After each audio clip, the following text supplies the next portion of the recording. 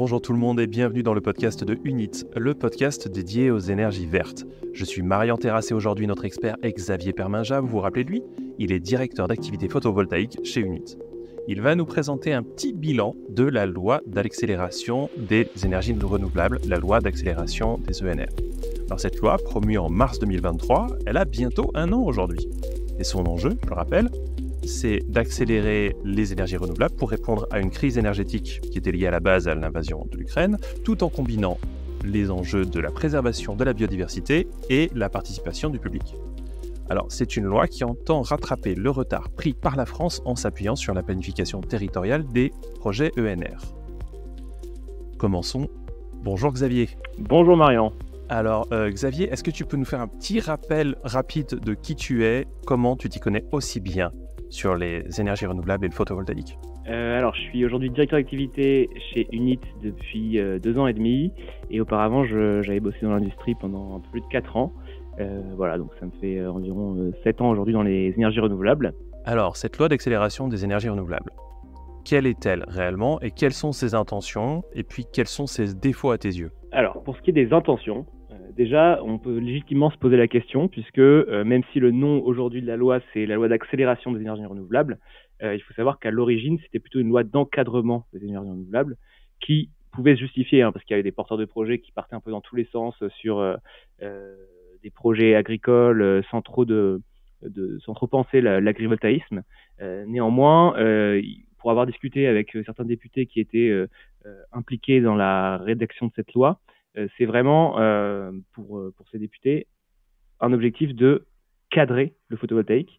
Et puis c'est finalement après, sous la pression de l'opinion publique et puis des syndicats des ENR, que ne serait-ce que le titre de la loi a été changé pour essayer de montrer un peu plus d'allant et d'envie de développer les énergies renouvelables. Donc 1 an après, si on doit faire un bilan, on entend parfois des politiques dire bah ouais, c'est super, la France a installé 3 gigawatts en 2023 de photovoltaïque, ce qui est un super résultat, et grâce à cette loi, on avance, etc. Alors déjà, c'est très hypocrite, puisqu'en fait, les projets qui sont installés aujourd'hui, ils ont été lancés il y a 3-4 ans. Donc c'est vraiment pas du tout cette loi qui aura un impact sur l'installation de ces projets. On a déjà parlé dans un précédent podcast, mais voilà, le délai de développement d'une centrale photovoltaïque est assez long. Et puis il faut regarder ce qui se passe autour. L'Allemagne a installé dans la même période 14 gigawatts. Donc c'est plus de 4 fois ce que nous on a fait. Donc voilà, il faut quand même relativiser un petit peu.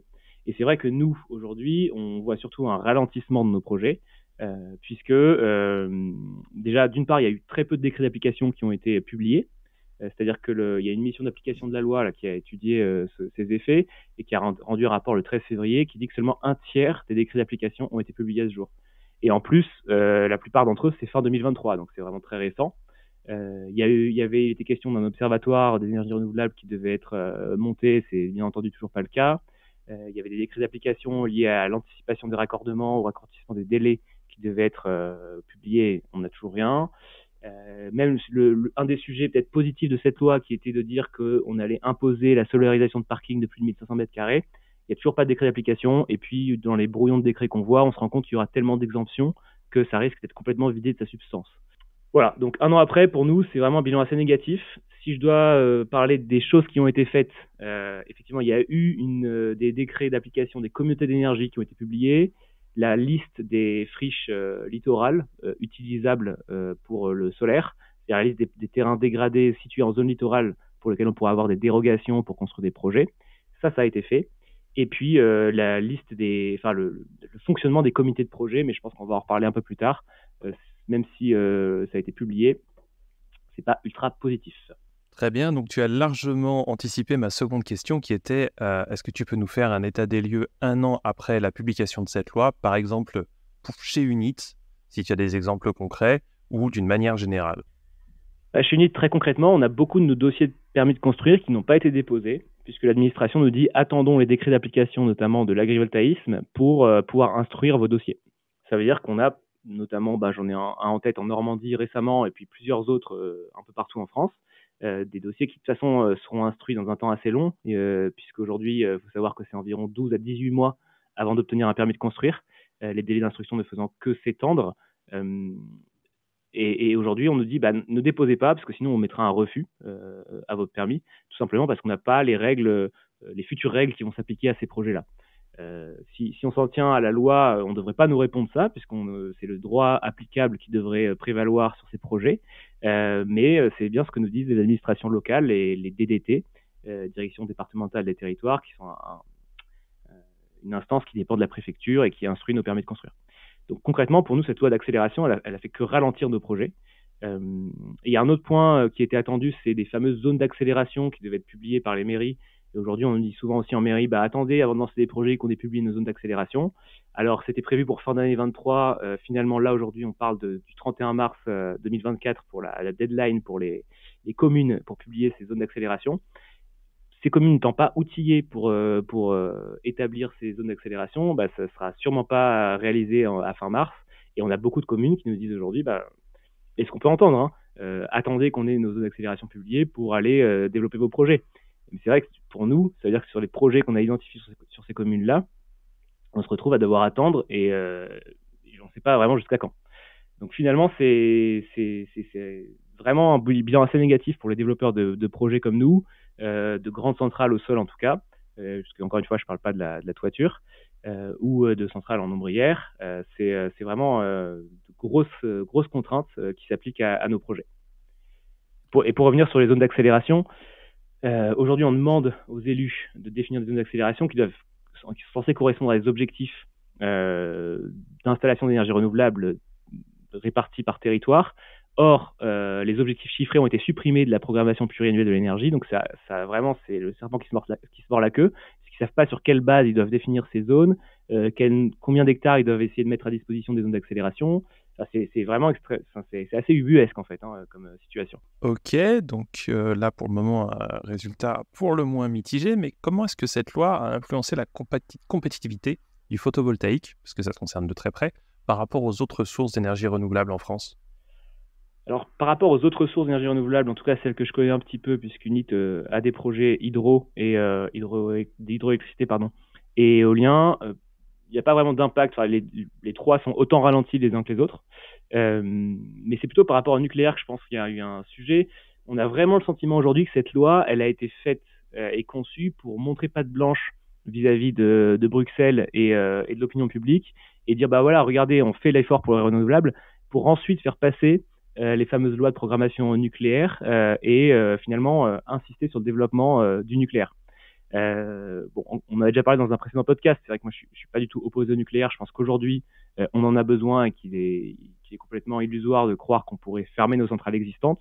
Mais quand on voit aujourd'hui qu'on annonce des EPR pour 2035 au mieux et qu'on connaît les délais de développement des précédents EPR qui sont toujours pas en activité, comme celui de Flamanville, on peut légitimement, je pense, s'interroger sur la pertinence de tout miser sur le nucléaire en supprimant les objectifs des renouvelables qui ont l'avantage, en tout cas pour le photovoltaïque, d'être déployable extrêmement rapidement, même si je parlais de 3 ans de développement de projet tout à l'heure, ce qui peut paraître assez long. Si on compare aux 25 ans de développement d'une centrale nucléaire, je pense ça fait relativiser.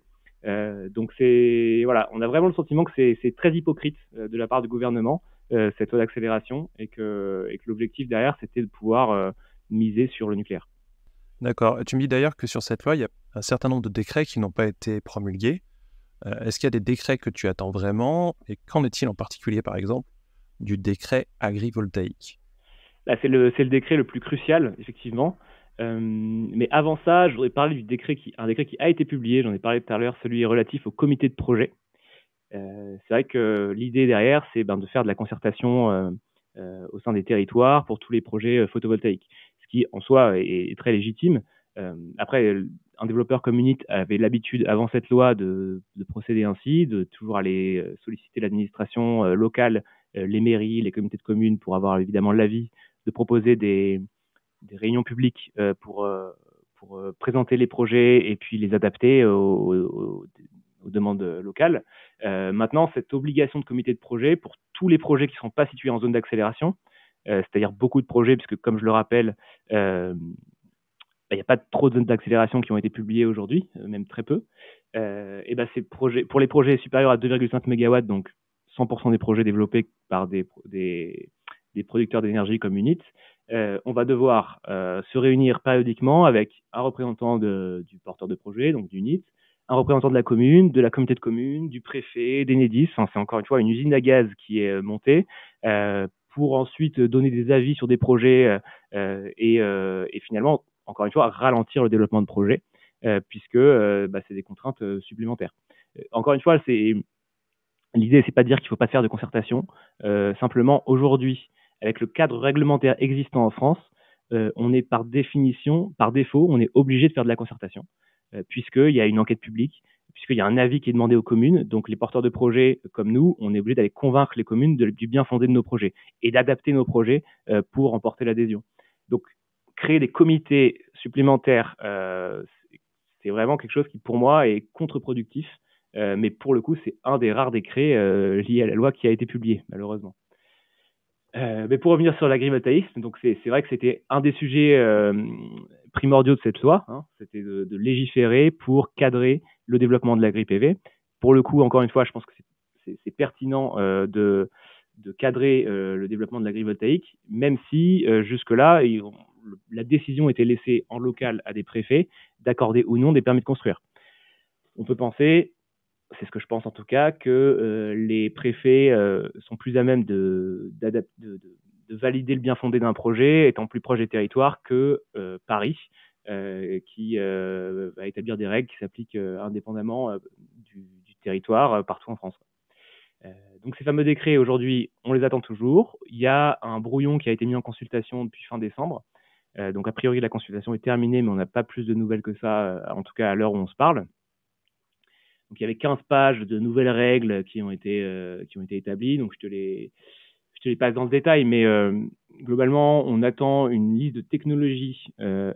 Ça renvoie à plus tard, par un arrêté qui doit être publié suite à ce décret. Donc ça va encore ralentir de quelques mois les sujets. On renvoie à plus tard donc une liste de technologies éprouvées qui seraient des technologies considérées comme valables pour faire de l'agrivoltaïsme. Donc, par exemple, j'imagine que ce sera des trackers à telle hauteur. Donc, les trackers, pour rappel, c'est des structures solaires qui suivent la courbe du soleil, donc qui bougent au long de la journée. Et on remet aussi à plus tard la définition de ce que sera les revenus considérés comme durables pour l'agriculteur et qui seront nécessaires pour prouver que le projet agrivoltaïque n'est pas un prétexte pour générer uniquement des revenus liés au photovoltaïque et arrêter la production agricole. Cet arrêté, il va aussi définir ce que seront les projets finalement photovoltaïques, puisqu'aujourd'hui l'agrivoltaïsme, ce sera en fait 80% des projets développés en France, et il va rester les projets photovoltaïques, on va dire classiques, qui ne pourront se développer que sur des terrains identifiés comme étant dégradés ou en tout cas anthropisés. Des terrains où il y aura eu de la pollution ou une activité précédente qui fait qu'il n'y a pas de production agricole possible. Donc c'est finalement une liste qu'on connaît déjà à peu près puisqu'elle rejoint la liste qui a été publiée par la Commission de régulation de l'énergie dans les appels d'offres que cette commission, donc la CRE, mène depuis quelques années maintenant et qui sont ciblés depuis longtemps par les développeurs. Mais finalement, ça veut dire que ça renvoie encore à un document cadre qui devrait être établi par les chambres d'agriculture qui ont 9 mois pour le faire suite à la publication du décret. Donc on se rajoute encore 9 mois avant d'avoir ce document cadre qui va définir les projets sur lesquels les terrains sur lesquels ce type de projets pourront s'implanter. Alors qu'aujourd'hui, on les connaît déjà, finalement. C'est bien identifié, c'est les carrières, les terrains dégradés, type anciennes décharges, anciennes mines et autres. Et il n'y a pas besoin d'aller renvoyer encore une fois vers un nouvel arrêté suite à la publication d'un décret. Quand je raconte ça, ça paraît... je m'échauffe moi-même parce que ça me paraît vraiment ubuesque comme situation de se dire qu'on va se rajoute des mois et des mois et des mois avant d'avoir un document cadre qui va nous permettre de viser des terrains pour ensuite obtenir des permis de construire sur ce type de site, quoi. C'est assez aberrant. Ok, donc ça m'amène à la question suivante. Qu'est-ce qu'on peut espérer maintenant dans les mois à venir ?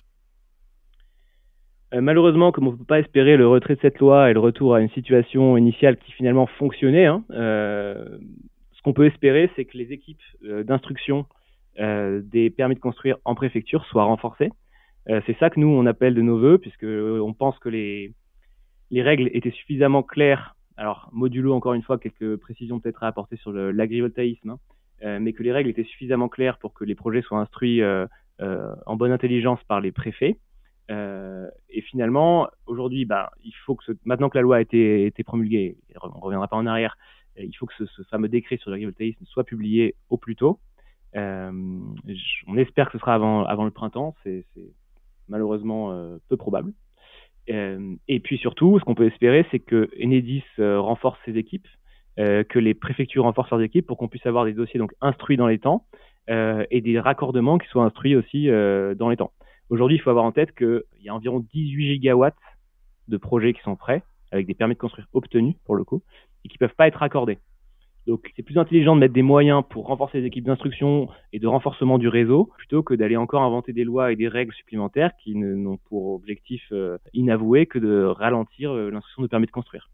Donc, on peut espérer, même si j'ai peu d'espoir, c'est un renforcement des équipes d'instruction de permis de construire et puis des équipes de gestion du réseau. Alors, c'est ça le message que tu donnerais aux décideurs et aux investisseurs pour accélérer davantage le déploiement du photovoltaïque en France ?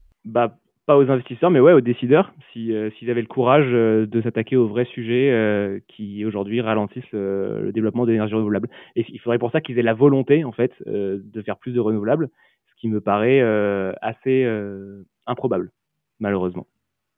Ok, merci beaucoup. Donc c'était Xavier Perminja qui s'intéresse de près à la question puisqu'il travaille comme directeur d'activité photovoltaïque chez Unit.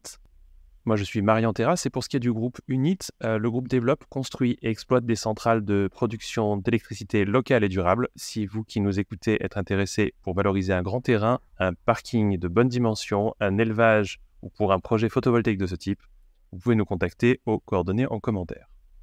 Dans tous les cas, abonnez-vous au podcast pour en découvrir plus sur l'avenir de l'électricité verte. Et après ce podcast qui nous a beaucoup éclairé sur la loi d'accélération des ENR, bonne journée Xavier et à bientôt. Bonne journée Marian.